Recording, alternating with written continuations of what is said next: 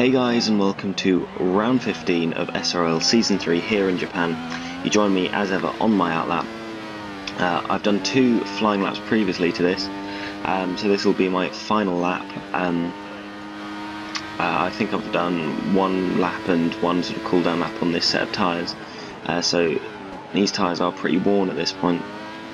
But we take the first corner quite nicely, run a little bit wide. We missed the first apex of the S's, which runs us slightly wide for the second apex, so it's not gone massively well so far, but that corner was taken nicely, and this one is done very well as well.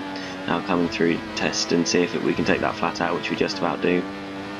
Run nice and wide, now ready for the 2 Degners. Brace for the first one, slight cut, but we will get away with that, and then for the second one take that pretty nicely, bit of oversteer on the exit. We are nicely up on our previous lap rather.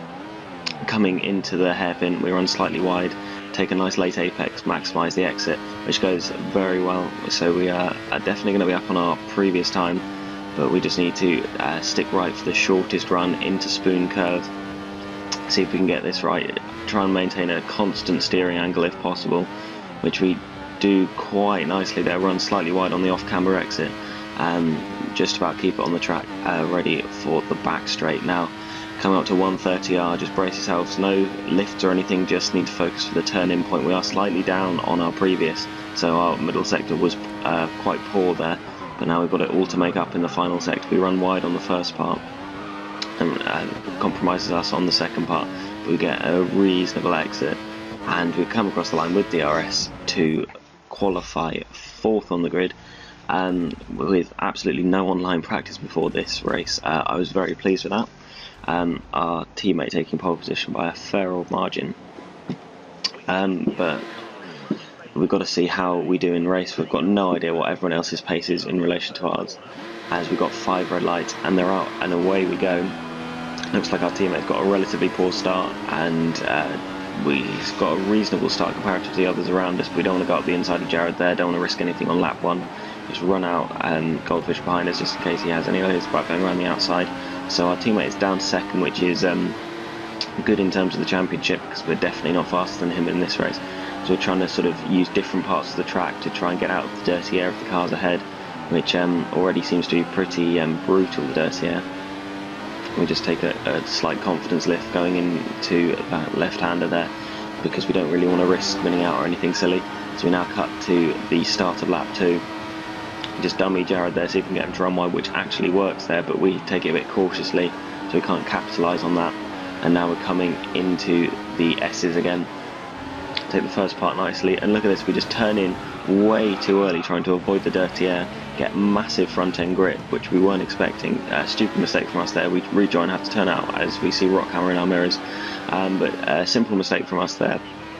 Pretty catastrophic, completely our fault, no one else to blame for that. As looks like Gavin's going up the inside, he's understeered into us, we've been hit round, and it's just gone from bad to worse. We've gone from 4th to 12th now, so it looks like this is going to be yet another comeback drive. We've had too many of those this season for my liking, as we instantly go on the back of Boseman, side by side into the hairpin, but he brakes later than us on the inside. We tried to go for the switchback, but he stops on the apex, and there's going to be 3 abreast, but the 2 ahead get much better traction out of the hairpin than we do. Obviously, everyone else in this league driving at the moment is on a pad. As we go up the inside of Redfield, follow Boseman through, and we're going to be in the slipstream of Boseman coming down the back straight, I assume, but we get a very, very poor run out of there with lots of oversteer. We're running quite high wings this race, as Redfield's on the back of us, probably running lower wings than us, simply for the S's section, because otherwise you slide around so much. As we now cut on to lap 4, and there looks like there's a move going on ahead, and hopefully that'll be slowing them down, so we'll try and capitalise on that, as it looks like that's Aresi going slowly, with Boseman having passed him down the DRS straight, and Aresi gets squeezed onto the grass. We got the inside, but we kind of get pinched into the apex there, so we have to back out of it. We've lost a fair amount of time, but Aresi's gone wide in the S's, so we need to try and capitalise on that. We take a nice wide line in so we can take this flat out. We have gained time on Aresi, but we're definitely not going to be close enough into Degner's, so we need to see if we can set up a move into the hairpin, and we're kind of in a train of cars right at the moment. I think the two Ferraris are kind of backing everyone up, so we need to see if we can make good progress through this train as Rossi has a look up the inside. We take a late apex for a good exit, but he still gets better traction on the rubbered in line on the outside.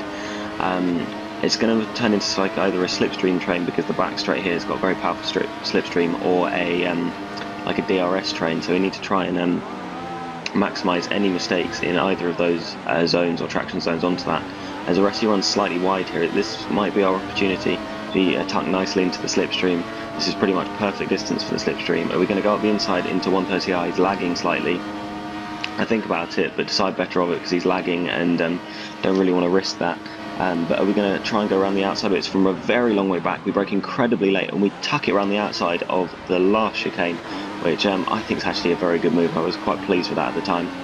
So now we're going to have to defend from Rossi, who will also have DRS. We get DRS luckily from the Ferrari TJ up ahead, but it doesn't look like he's got quite enough straight line speed as Boseman defends against the Ferrari head. See if we can capitalise if there's any contact, which there is. Boseman sideways, but we can't really go anywhere with that. So good move from TJ around the outside of turn 1 there. We turn in slightly early for the second part there and get grass on our tyres, which isn't ideal for the next part, but doesn't seem to affect us too badly. And it looks like at this phase we are actually slightly faster than Boseman, so we really need to clear him so it's not too damaging for us later in the race. As we now come into Degner 1, looks like TJ's runs slightly wide. He rejoins the track and squeezes Boseman to the inside, who cuts the corner. See if we can capitalise. We're up the inside, or outside really, of TJ. We squeeze over to the inside to defend. It means he has to go around the outside, which doesn't, nothing comes of that. If you look in the mirror there, it looks like he sort of fell off the track, and I wonder whether there was like a lag bubble there, which I hadn't really noticed up until this point. So maybe there was some lag involved there, but we definitely went alongside on my screen, or side by side on my screen rather, because you run wide into Spoon, possibly due to the dirty air, or partly due to incompetence probably, as we now chase down Boseman. We might just pinch a little bit of slipstream off this. We're at a sort of maximum distance, as yeah, we are picking up some slipstream, which we gain massively through 130R, so this is going to be good for the DRS zone if we get a good exit. Boseman runs slightly wide, so do we. Take the second part quite nicely, we get a bit of oversteer, but we get a nice exit, and we're now going to be in the slipstream with DRS in rich mix. We've got throwing everything at this. Boseman defends as we expected. We're not going to follow him, just going to go around the outside of turn 1. Fortunately he backs out that we're enough ahead or whatever, so we've got that move done, which is good. So now we've got to close down Goldfish up ahead.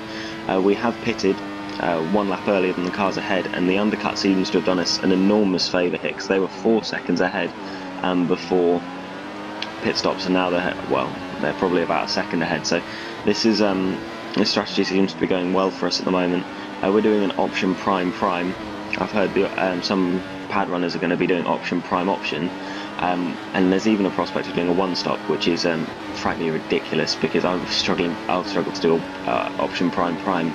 So the disparity between wheel and pad is still there, as it looks like the other Ferrari's fallen off at Degner 1 now, so they're not having great luck through there, as we don't quite get as alongside far enough as we did with TJ. It looks like Goldfish, importantly, is on the option tyres, so if we can hold him up into this stint, this will hurt his race, but that requires getting in front of him first. And it looks like he's running lower downforce, because even with slipstream, he's just sort of maintaining the gap there, which is not good news, as we run wide in Spoon again, miss the apex horribly as TJ's disconnected, possibly rage quit. I don't know what's happened to him, as we get a poor exit out of Spoon, and we don't really do anything with that. It looks like Sedgwick's run wide on lap 10 at turn 1, and we're now going to follow him through the S's, which is not a great place to be following someone because of the dirty air, as I mentioned. Trying to take as late apex as possible to maximise any exits or any mistakes or anything really, anything Sedgwick makes, and we take a nice wide line in. Sedgwick's run wide there, and we're going to go up the inside. We do nicely, and we've got that move done, so that's very good news for us. With Goldfish just up the road, but he's on option, so I very much doubt we'll be able to close him down, as As we can see there, our teammate and championship rival Callum has disconnected, which from the lead, so quite a comfortable lead he had as well. He looked like he was going to dominate the event really, which is good for our championship because it puts the actual championship within our grasp. I think we only need a few more points after this race if we finish as we do, but Sedgwick isn't close enough to go around the outside of us there, and we hold on to the position for another lap as we come into the final chicane on lap 11. We've run very wide. I don't seem to be really nailing the braking point into that corner, as we now have Sedgwick all over the back of us. This is the closest he's been. He's going to have DRS. We're going to put in Rich to defend. We're going to move across to the inside, I presume, which we do. Is he going to be close enough to go around the outside? No, we have to move over to the racing line to get a nice run in. Run slightly wide, but he can't do anything about that. As we just move over to the racing line just to check he's not going to do anything through the S's. But it doesn't look like we've got the pace over Sedgwick, which is not really great news for us, as we're now nicely in the slipstream of the Sauber ahead.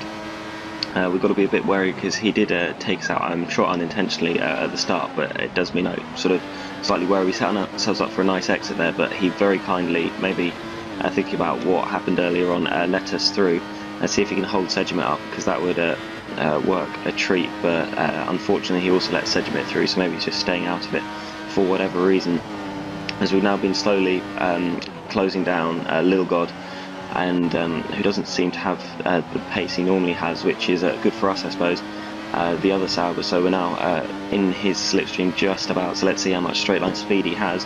The slipstream is very powerful, but it doesn't look like he's got very much speed at all, as we're caning an enormous amount down this back straight. We sort of have to dive out of the way around the outside. We try and brake very late, but a bit too late really. We have to cut the corner, so we're obviously going to have to let him back through.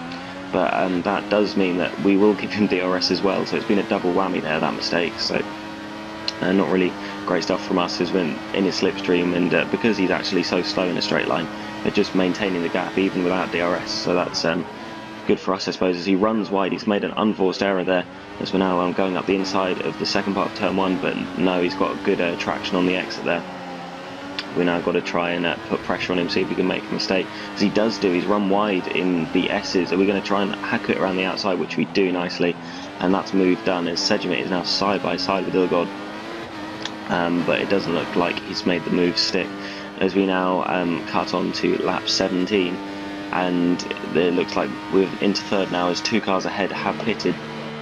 So we come into the pits at the next lap for another set of primes. And it looks like we have oh no, we don't have a standard stop. We get held up by Boseman, which is not good news. We can see there Jamie is on a one-stop strategy, which is very bold from him, so we'll see if that pays off at the end of the race. Well, we're doing option prime, which is not good, but we're now coming out. Is it going to be in 7th place? It looks like there's a car coming down the back straight, down the front straight rather, and it's and no, we managed to hold on to it, so that's excellent for us. We couldn't really be afford to stuck behind him, as we now cut all the way on to lap 27. We closed down Goldfish and then subsequently Rockhammer, but not by enough, as our tyres ended up going off. As you can see here, look, we just break at a normal point and fly off the road, as these tyres are now absolutely dead.